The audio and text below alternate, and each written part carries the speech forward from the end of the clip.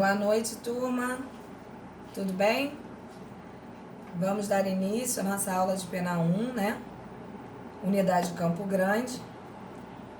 Nossa aula do dia 24 do 4, né? Tô até perdida aqui. 24 do 4. Vamos dar início aí a continuidade ao nosso conhecimento, não é isso? E aí, como é que vocês estão? Estão me ouvindo bem?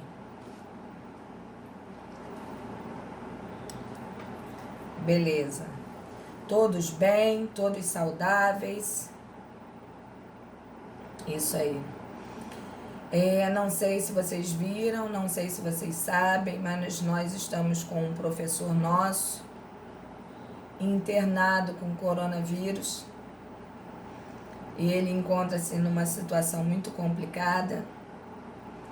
Então, nós estamos pedindo, né, a todos os nossos conhecidos, a todos os nossos alunos, isso, Maicon, bom fim, que dentro da sua fé, né, em respeito a todas as fés existentes, que dentro da fé de cada um, né, da sua maneira, possa cooperar com uma energia positiva, com uma oração, com uma reza, com um pedido, né, a Deus que oriente aqueles profissionais que lá estão cuidando dele, né, não só dele, mas de tantas outras pessoas, que oriente esses profissionais a um bom caminho, né, uma solução para o problema, que no mais é Deus mesmo que resolve, né, a verdade é essa. E que proteja, né, não só ele, como seus familiares, amigos,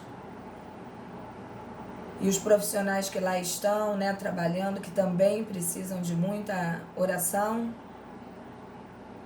E a todos nós, né, porque eu acho que nesse momento é que a gente percebe a grandeza, né, dos acontecimentos, e a gente percebe também que a gente não é nada além da vontade de Deus, né? Então eu peço aos meus queridos alunos que, se puderem, participem em oração ao nosso professor Márcio Bonfim. Tá? Agradeço a todos vocês. No mais,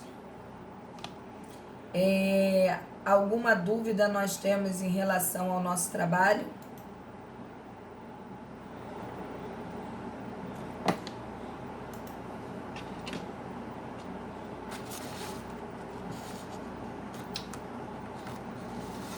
Não, dúvida nenhuma?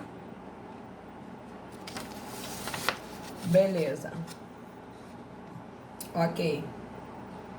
Tô tentando achar a pauta de vocês aqui.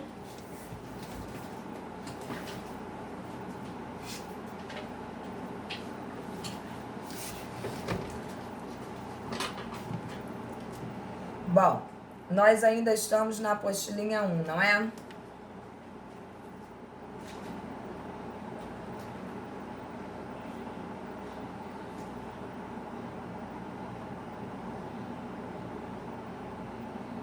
Constitucional, Maicon?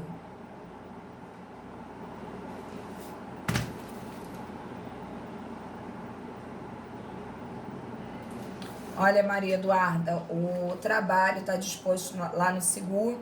Acredito que algum colega já deve ter postado também no WhatsApp. Entendeu? Todas as explicações estão lá. Se você não está no grupo, peça aos colegas aí para te colocar no grupo, para você poder ficar acompanhando, para que não percam nada.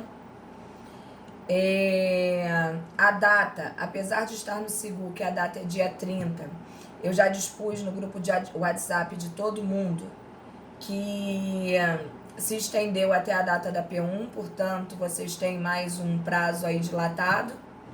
Então, fiquem tranquilos, tá? Vocês vão entregar esse trabalho na forma, como o colega falou aí, de dissertação, pode ser.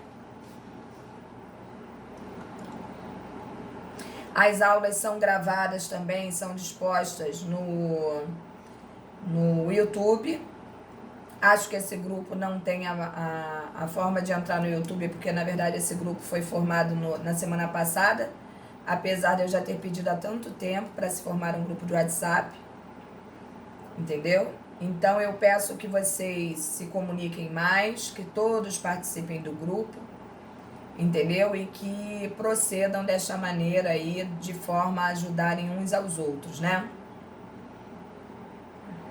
Então, quem não está do grupo, por favor, peça àquele que é o administrador para colocá-los lá, para que a gente possa dar andamento aos nossos trabalhos.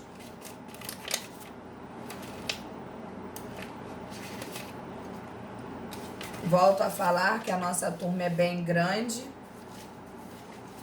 e que muitos alunos estão faltando às nossas aulas, né?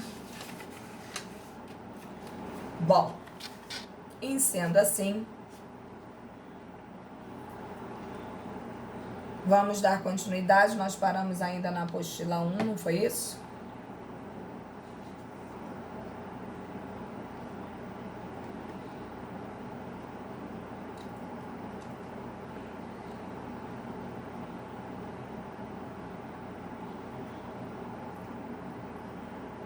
Ok.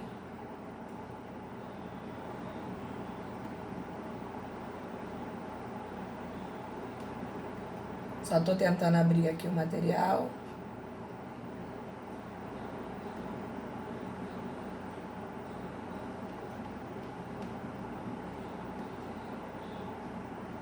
Vocês viram que eu postei um material para vocês lá?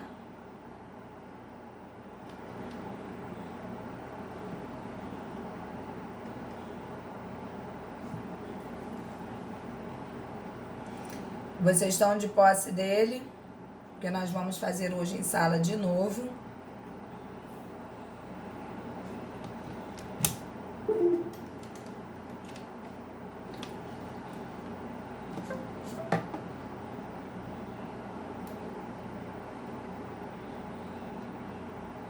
Então hoje a gente vai acabar nosso slide, se Deus quiser. Dependendo da quantidade de tempo, a gente consegue entrar no outro ainda.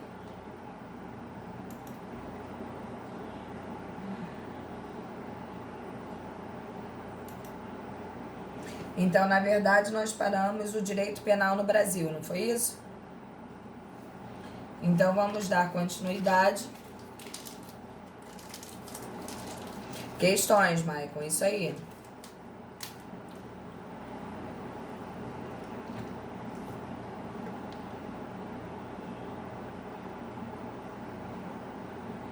Estão me ouvindo?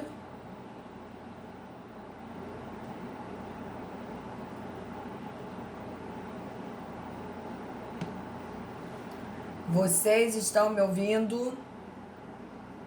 Ok, Maicon, você vai ser meu interlocutor, viu? Ouvindo bem, Maicon, tá gritando aí, né, Maicon? Então, vamos lá. Qual página? 67. Na aula passada, nós acabamos na 66, né? E entramos hoje na 67. Vamos lá, então. O direito penal no Brasil. Alguma dúvida sobre a aula passada? Alguma coisa que ficou para trás que vocês não tenham entendido? A hora é essa. Não? Beleza.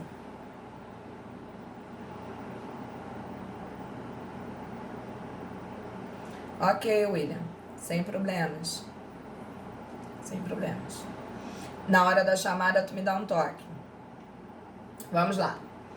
No Brasil colônia, por muitos anos, vigoraram as ordenações afonsinas e também, né, manuelinas. Se nós pararmos para fazer uma retrospectiva mental aqui, a gente vai com certeza perceber que esse assunto ali foi um assunto provavelmente abordado na época de estudos, né, de história e do Brasil, entre outras situações, que pegava Portugal, né, e tantas outras pegadas, né, que acabaram influenciando naquilo que é hoje o nosso direito penal.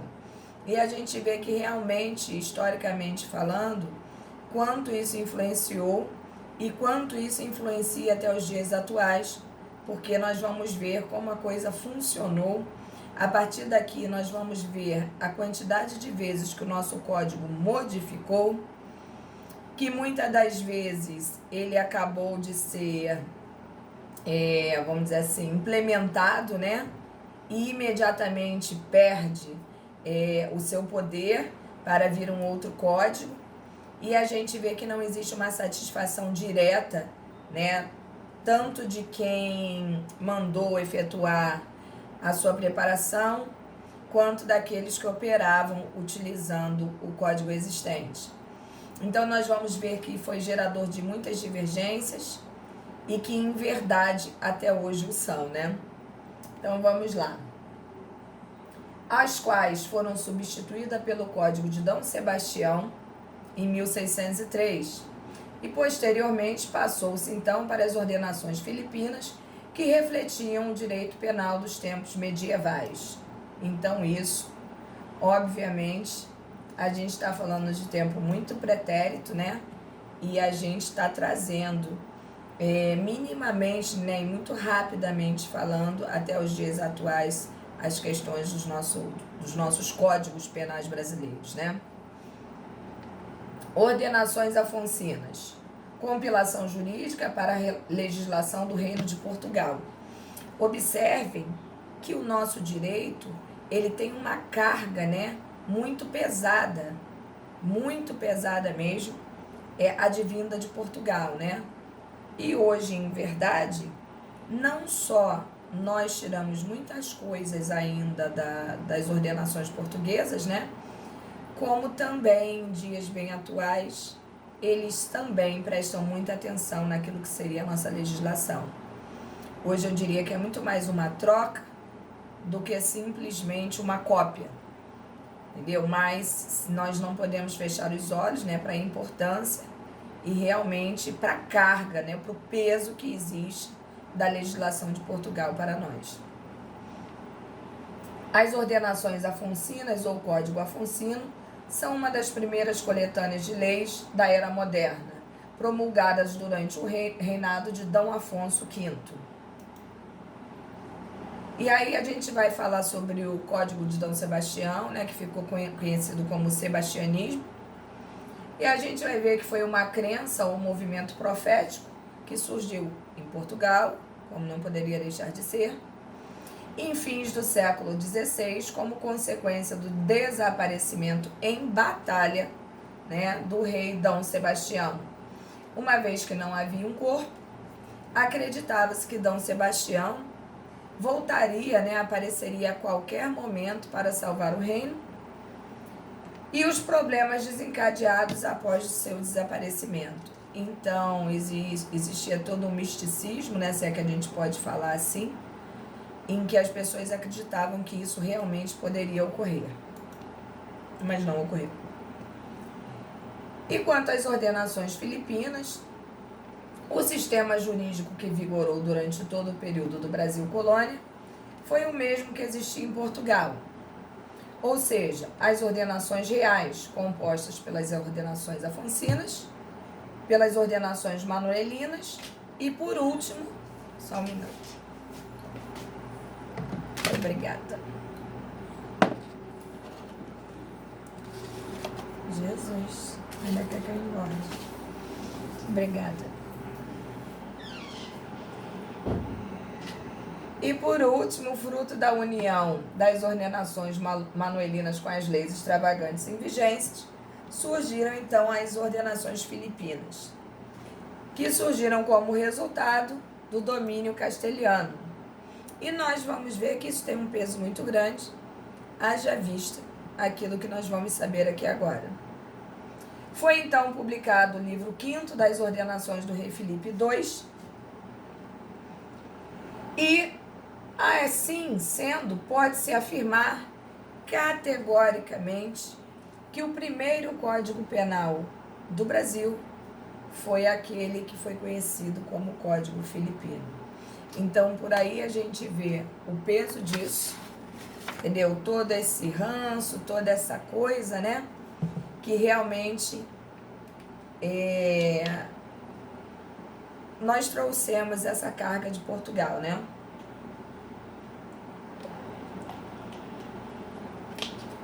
Então, não poderia ser diferente.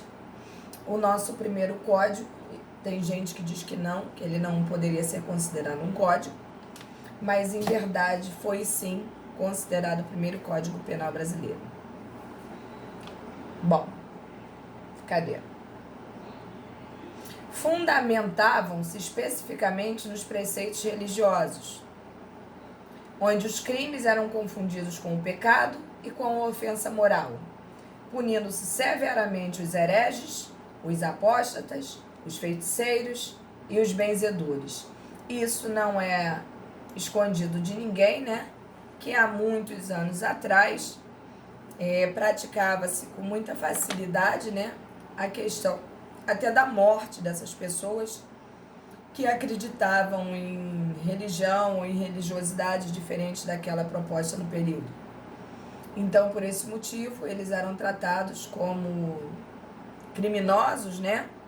E que, para tanto, eles necessitavam passar por todos aqueles castigos, e vou lhe confessar que eram simplesmente castigos horrorosos, como, por exemplo, aquele que nós vamos ver aqui agora, que é a conhecida morte para sempre. E eu, sinceramente, nunca tinha ouvido falar de uma morte que não fosse para sempre.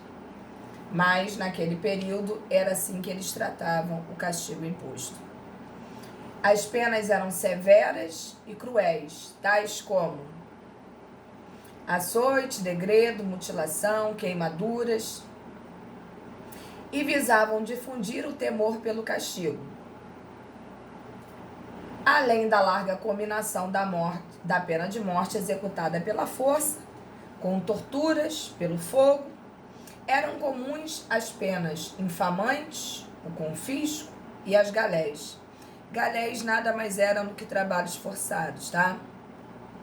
Aplicavam-se até mesmo a denominada morte para sempre. Cadê onde eu tô? Em que o corpo do condenado ficava suspenso e esputefava, estragava, apodrecia no local onde eles penduravam. E ali ele ficava e os bichos vinham e aquelas coisas todas que a gente já sabe que acontece com uma pessoa morta que ninguém tira do local.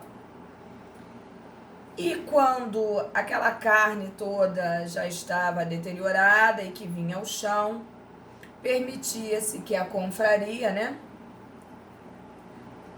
da misericórdia fosse lá, resgatasse os ossos, e aí sim dava-se fim, né, a todo aquele sofrimento, né, provavelmente não mais de quem estava pendurado, mas sim da família. E assim eles destinavam, né, aquela pessoa morta a finalmente um desfecho mais natural, que seria, acredito eu, o enterro de um corpo, né?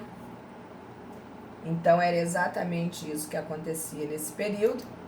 A gente consegue perceber a quantidade de situações históricas durante todo esse período que a gente vem batalhando aqui desde o início, como a questão religiosa, a questão da religiosidade, porque uma coisa é diferente da outra, né?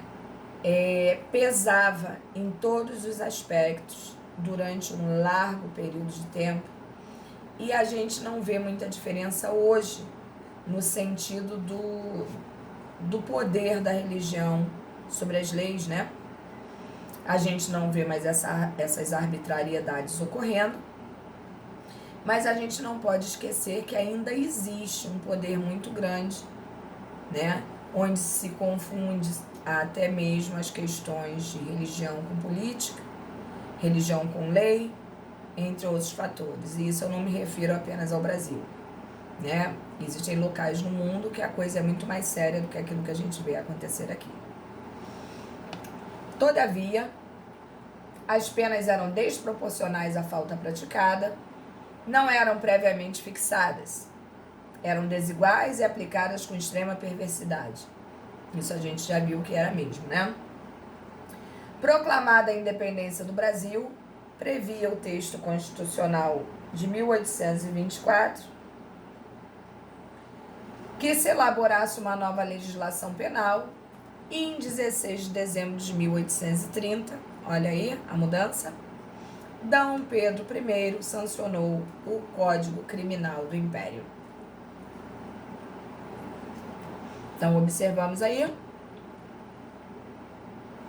o segundo.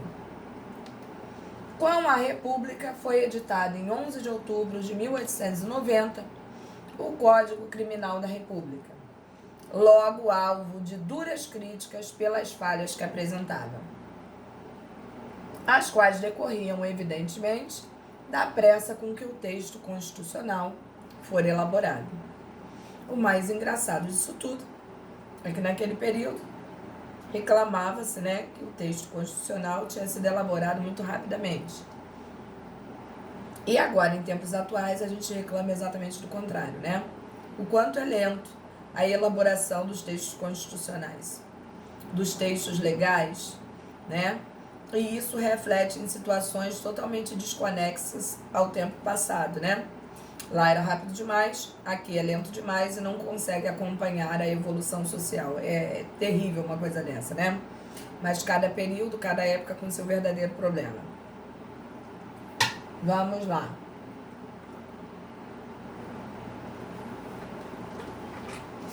Em virtude dessa Constituição de 1890, houve a abolição da pena de morte e de galés, né? Que seriam os trabalhos forçados.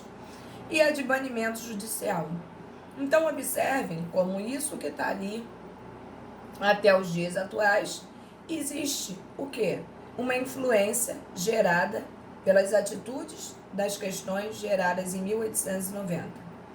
Ali nós falamos da abolição da pena de morte, que nós não possuímos hoje, a não ser em caso de guerra declarada, onde a pena de morte é admitida. Mas a regra, constitucionalmente falando, em nosso país, isso não existe, né? Graças a Deus. Os trabalhos forçados hoje também são proibidos, também não podem existir, né? No sistema carcerário, no sistema penitenciário. Depois de uma pessoa condenada, não pode existir a questão dos trabalhos forçados. Pelo contrário, pode até ser oferecido o trabalho às pessoas, e elas não são sequer obrigadas a trabalhar. Mas se o fizerem, né, que é um direito, é uma opção, se assim o fizerem, tanto trabalhar quanto estudar, cada 3 dias trabalhados, uma remissão, um dia de remissão na pena, tá? Então, observem isso. Não sou obrigada a trabalhar, mas posso trabalhar. E se assim eu o fizer, a cada 3 dias trabalhados, eu tenho um de remissão de pena, tá? É assim que funciona.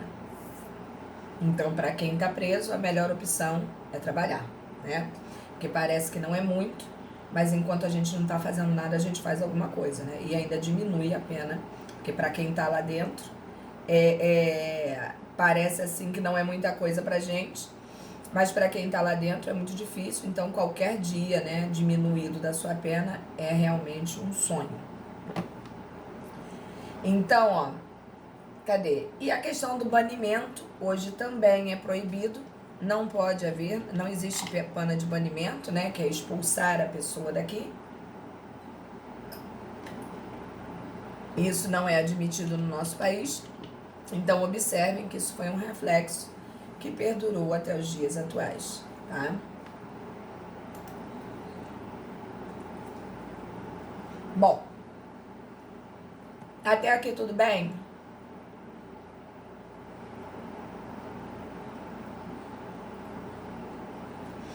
Apesar de não ter sido bem sistematizado, dentre outros defeitos, o Código Criminal da República constituiu um grande avanço na legislação penal da época.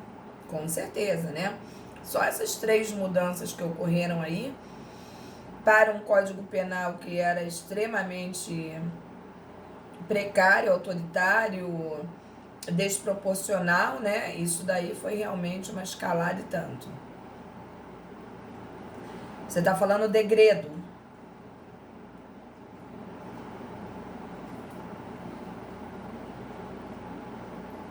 Não, William, que isso?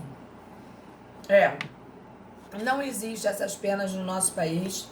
O nosso país não admite penas cruéis. Nosso país não admite pena de morte, não admite trabalhos forçados, não admite perpétua e não admite essa situação que nós acabamos de falar aí do banimento. Então, em verdade, a gente tem que ficar muito ligado nisso. De grego.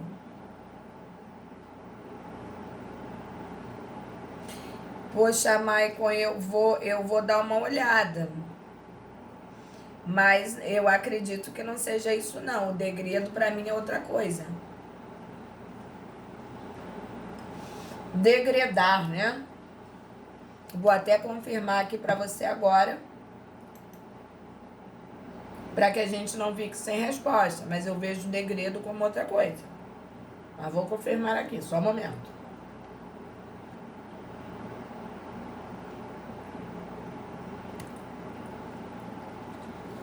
Eu também entendo que é uma forma de banimento, né? Colocar para fora. É isolar, né, aquela pessoa, degradar, né?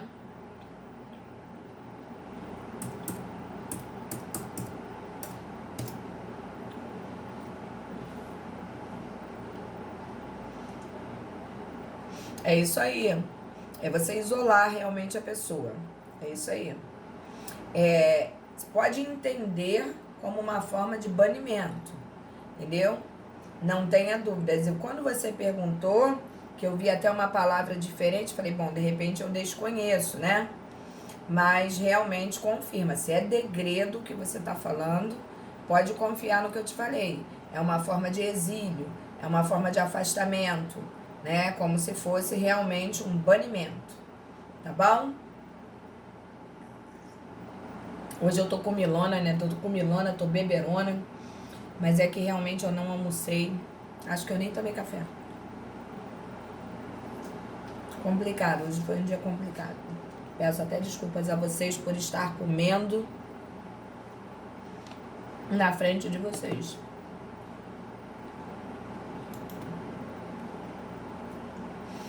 Bom, vamos lá, continuando aí.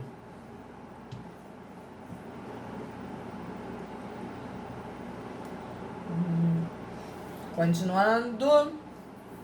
Apesar de não ter sido bem sistematizado, dentre outros defeitos, o Código Criminal da República constituiu... Maicon, para com isso, de dieta, para com isso. Dieta na quarentena não dá, gente. A gente fica, se a gente ficar se abstendo de tudo, a gente vai enlouquecer. Entendeu? A gente vai simplesmente enlouquecer. Porque a gente não pode sair, a gente não pode se divertir, a gente não pode... Gente, não pode nada, né? Então a gente tem que pelo menos tornar legal aquilo que a gente está fazendo em casa, né? Brinca, ouve música, joga sinuca, baralho.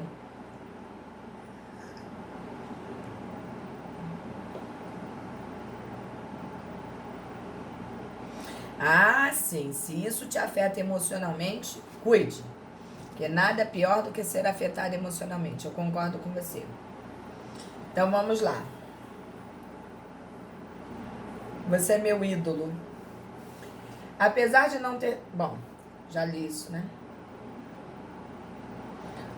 Então, o detalhe ali da situação, gente, que vocês têm que prestar atenção, é que foi tirada todas essas situações e foi implementada uma outra. Uma vez que, além de abolir a pena de morte, instalou o regime penitenciário de caráter correcional. O que se sinaliza nesse momento é que ele não existia, né?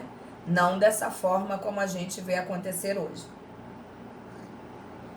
E aí a gente vê que realmente houve uma evolução, mas que não agradou a todos da mesma forma.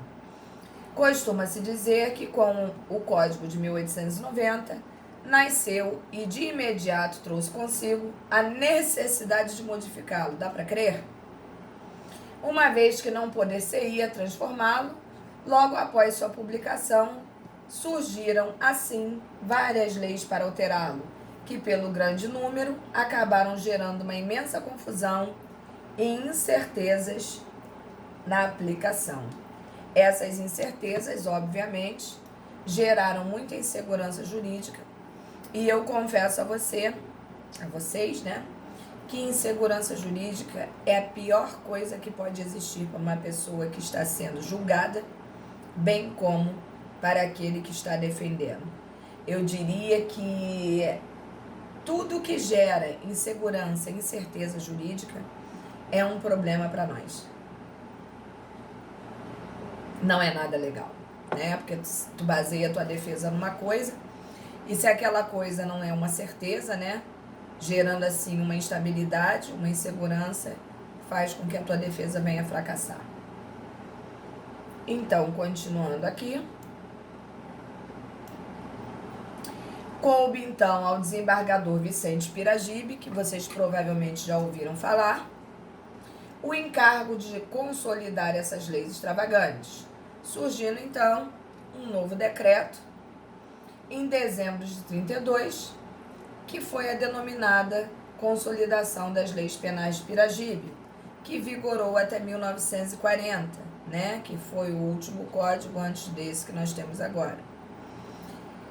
O que a gente tem que ter em mente é que Vicente Piragibe foi um cara que da maneira dele, tá? E não podia ser diferente, também atuou dentro do nosso sistema penal, né? Em alguns pontos ajudou, em outros nem tanto. Mas como tudo que se faz, né, tem prós e contras. Mas para vocês que pretendem atuar no sistema penal, saibam desde já que ele foi conceituado dentro do sistema criminal e que, para tanto, ele foi inclusive homenageado com o nome de um presídio daqui de Bangu, né? Tem exatamente o nome dele, entendeu? Que é o famoso, não sei se vocês já ouviram falar, VP. E esse VP quer dizer Vicente Piragibe. A consolidação das leis penais, realizada pelo desembargador Vicente Piragibe, era composta de 4 livros e 410 artigos, que passaram a ser o modo mais precário de estatuto penal brasileiro. Olha isso, gente, forma mais precária. Percebam que nenhum deles foi bom, né? Nenhum dos códigos penais foi considerado em excelência, né? Nenhum deles. Mesmo promulgado em dezembro de 40, o novo Código Penal passou a vigorar em 1º de janeiro de 40.